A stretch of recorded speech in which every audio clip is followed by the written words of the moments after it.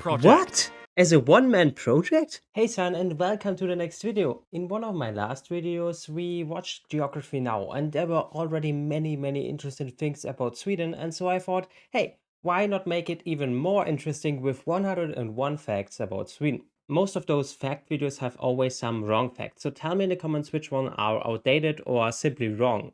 So I know which to believe and which not. Hey motherfactors, Jag are Sam, and today I'm here to talk to you all about the Scandinavian sensation, the Nordic nonpareil, the freezing phenomenon that is Sweden. Sweden has contributed so much good to the world, much of it spherical. Confused? Well, I guess you'll have to keep watching to find out what I mean, won't you? But why do Swedish people regularly scream out of their windows? Why does Sweden import rubbish from Norway? And is the Swedish chef the king or president of Sweden? I should really learn more about international politics. Anyway, 2 out of 3 of those questions are going to be answered, so get comfortable on your stocks and armchair, grab yourself some Surströmming and salt licorice, and prepare to be Swedenated right up the Jacksea with 101 facts about... You like salted licorice? Wow. That's the black thing, right? Wow. Sweden. Mycket bra.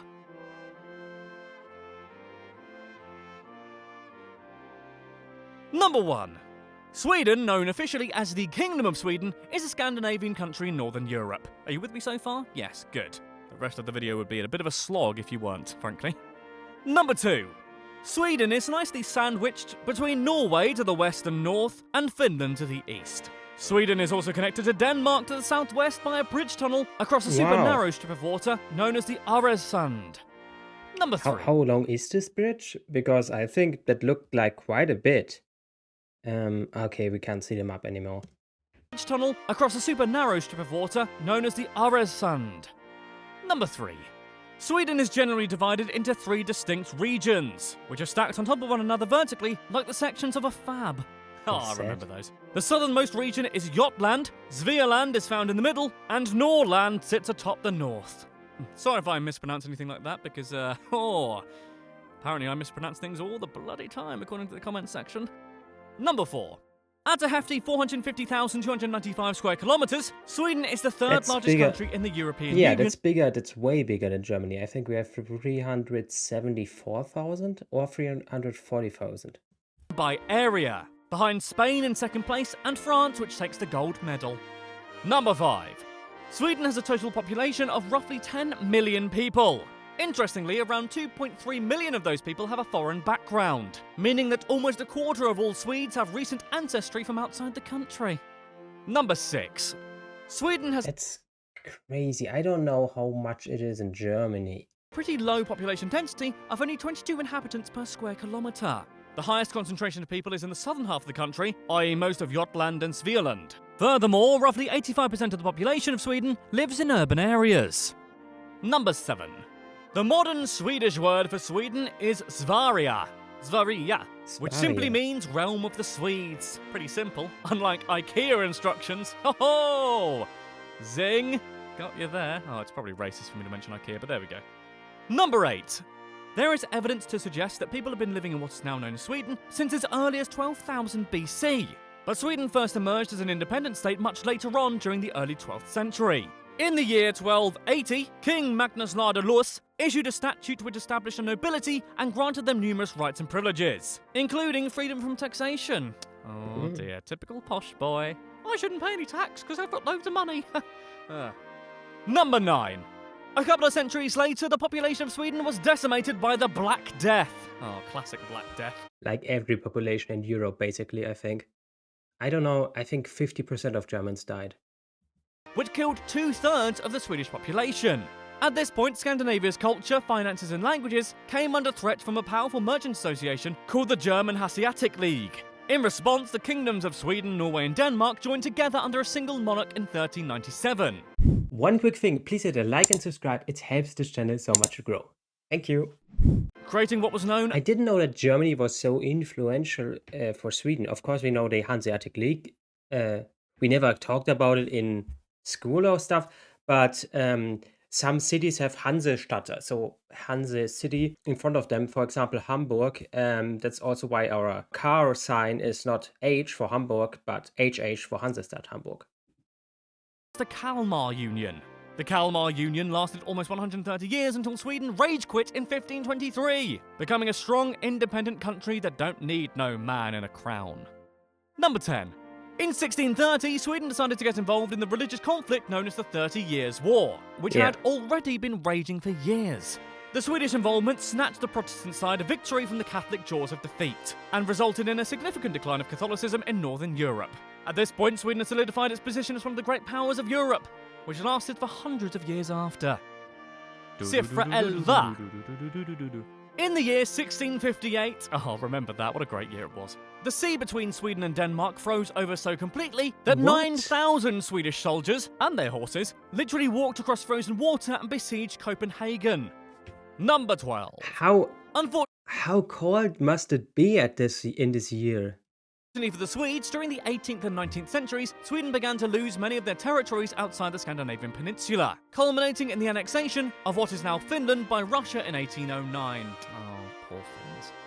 Number 13. The last war in which Sweden was directly involved flared up in 1814, when Denmark was forced to cough up Norway, which was forced into a union with Sweden which lasted until 1905, at which point it was peacefully dissolved. The union, not the country. Since 1841, Sweden maintained an official policy of neutrality in foreign affairs, meaning that it's been at peace for over 200 years, even throughout both world wars. That's impressive. We talked about in the other video. That being said, although Sweden was officially neutral in both World War I and II, the country did engage in humanitarian efforts. During the Second World War, Sweden took in refugees from German-occupied Europe, including almost all of Denmark's Jews, who Hitler, and I'm going to say it, that dick, had ordered to be arrested and deported to concentration camps. However, Sweden also allowed the Nazis to use their railways to transport arms and troops and traded with Germany throughout World War II, so it's a bit of a mixed bag of should we help the Nazis or not? Number 15. Between the 1850s to the 1930s, roughly 1.5 million Swedish people emigrated to North America. The population of Sweden in that period was never more than 3.5 million, so that's really saying something. Most America-bound Swedes ended up in Minnesota, where the American Swedish Institute is located in the state capital of Minneapolis.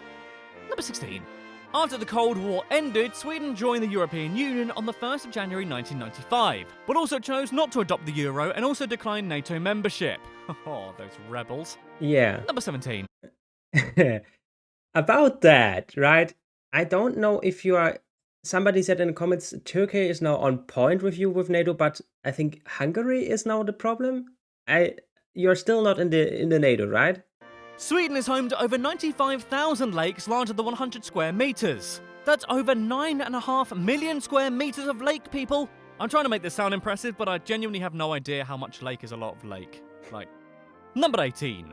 The Åland Islands, an archipelago located at the entrance of the Gulf. Wow. How many islands do you have? What? Oh my god. Are officially part of Finland, but are home to a Swedish-speaking minority who have their own government, flag, and culture. Number 19. Because of its proximity to the Arctic Circle, Sweden regularly experiences long, dark winters, which can lead to some of its citizens to suffer from seasonal affective disorder. As such, some bus stops in Sweden... Wait, the abbreviation of this disorder is SAD? It's perfect. ...been fitted with phototherapy lights to combat the effect of barely seeing the sun for months on end. Number 20. Sweden's northernmost town is Kiruna, and is located well within the Arctic Circle. The town is so far north, in fact, it does this really mental thing where the sun does not set at all certain times of the year, and subsequently doesn't rise at all for most of December. Number 21. Nowadays, Sweden is renowned for its Nordic social welfare system. Swedish citizens enjoy universal healthcare and university education entirely free of charge at point of use. Wow, that's good. I like that a lot. However, this comes at the price of high taxes. And with a tax rate of over 50% of GDP, Swedish people are among the most highly taxed in the world. However, most Swedes seem to be fairly happy with the situation. In fact, the Swedish word for tax is... Yeah, I think Sweden is the only country where the citizens are happy to pay taxes. I don't know. Skatt, which doesn't mean anything filthy, it means treasure. Number 23. Since 1901, the Nobel Prizes have been awarded every year in Sweden to honour excellence in various fields, with modern categories including physics, medicine, literature, peace, and YouTube fact videos. Whoa, hope to really? collect my statue out this year. As of last year, almost 585 prizes have been awarded to 923 people and organisations. Number 24. In case you didn't know, the Nobel Prizes are the legacy of Alfred Nobel, who left a massive amount of money in his will to the establishment of the Nobel Prize. Oh, and also he invented dynamite in 1866, so well done, Alfred. I don't know what that coyote from Looney Tunes would do without you. Number 25. Sweden has managed to accrue 7 Nobel Prizes for literature, including the first woman to win the prize, Selma Lagerlöf, who won in 1909. Mårbacka, a large mansion in west central Sweden, has a national shrine and memorial to Lagerlöf. Number 26. But it's not just writing that Swedes have done good at. A number of important inventions and innovations are Swedish in origin. The pacemaker, the refrigerator, the ultrasound, the astronomical lens, and computer mouse were invented in Sweden Wow. or by Swedes living abroad. That was way too fast. Wait. I just got refrigerator. Swedish in origin. The pacemaker, the refrigerator, the Yeah. ultrasound, the Wow. astronomical lens, and computer mouse were invented in Sweden or by Swedes living abroad. You So invented that's lots of very, very useful stuff. Swedes, you wouldn't be able to see your baby and paste it all over Facebook. Oh, I'm having a baby. Yeah, we get it, Chan. Number 27. To date, Sweden has won 636.5 Olympic medals in total. The half a medal, which you may be thinking, about, is due to the fact that at the 1900 Olympics in Paris, Sweden competed alongside Denmark in a tug-of-war with France, and Sweden-Mark won the gold. Number 28. Of course, no discussion about Sweden would be complete without mentioning everyone's favourite international sensation, that is IKEA. Did you know that everyone's favourite purveyor of Scandi design also sells roughly 1,836,000 meatballs across the globe every single day? No? Well, you do now. Do Wow, with that every information day. as you wish. Eat it up like a meatball. Number 29. In 2006, IKEA opened up a store in Haparanda, a municipality in Sweden, in the most northerly county of Norrbotten, making it the northernmost IKEA in the world. Temperatures there regularly drop to minus double digits during the winter, so I think I'll just go to the one in Croydon, thanks very much. Number 30. Speaking of Haparanda, the town is so close to the Finnish town of Tornio that they share the same post office with 2 separate phone lines, one for calls to Sweden and one for calls to Finland. That's cool. Number 31. Similarly, there's a golf club on the border of Sweden and Finland with half the holes in one country and half in the other. You probably have to bring a passport to go. Oh. Is Finland part of Schengen? Are you part of... Yeah, you are part of Schengen, right? I mean, you're part of the EU, so you must be part of Schengen. Security would be awful, wouldn't it? Number 32. The 3-point seatbelt is also a Swedish invention too, and is said to have saved 1 million lives. It was first introduced in 1959 by... Wait, that's a German football and is coach. said to have saved 1 million lives. It was first That's Felix Magath, right? I think so. introduced in 1959 by Volvo, and today are found in billions of vehicles worldwide.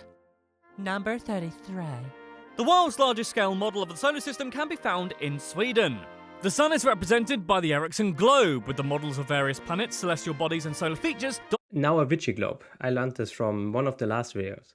dotted around the country at a maximum distance of 950 kilometers across. And yet, the model has a scale roughly 1 to 20 million. Wow. Space really is huge. We could have a video about space. What? We already do? What a coincidence. Watching after this one.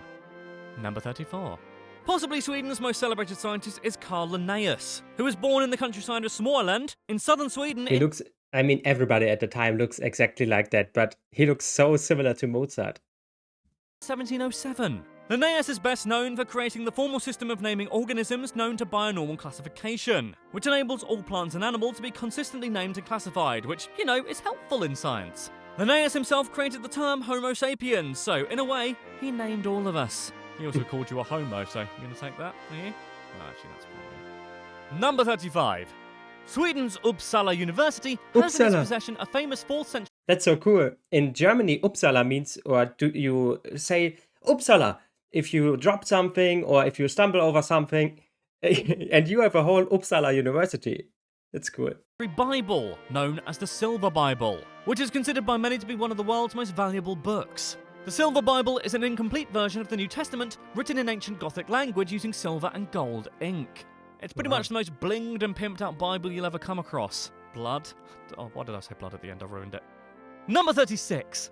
One of history's most popular video games, world-building simulator Minecraft, was created by Swedish programmer Marcus Notch Persson as a one-man passion project. What? As a one man, what? I stumble over my own words. As a one-man project? I mean, it's the most successful game ever, I think. And one man built this? What the fuck? Released in 2011, the game has since sold more than 144 million copies, making it the second best-selling game of all time after Tetris. Okay, Sweden. the second best. Okay, Number then, 37. then it's not impressive. We have to say, if it's only the second most sold game, then it's like an everyday Monday job. The Swedes are also behind the uber-popular freemium mobile game Candy Crush. Swedish games development company King has had their game downloaded almost 500 million times, and in 2013, the game generated a staggering $1.5 billion in sales. That's 11.8 billion Swedish krona. Number 38.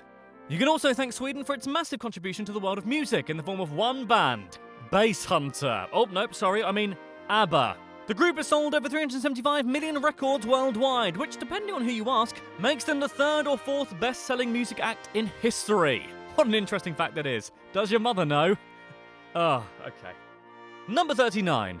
ABBA are remembered even today for not only their extensive catalogue of bangers, but also the ridiculous outfits they wore during their spectacular live performances. The members of ABBA have since revealed they wore these wacky costumes primarily to avoid Sweden's taxes, which allowed deductions for clothing if it wasn't meant for everyday use. That's the name of the game. ABBA's, it doesn't matter. Well, my camera died, but I think it's the perfect point to make a quick cut and resume this in the next video. So yeah, I found those facts very interesting, and I hope we see each other in the next video where we cover the last, I think, 60 facts. Okay, keep liking and subscribing, and we see each other in the next video. Bye!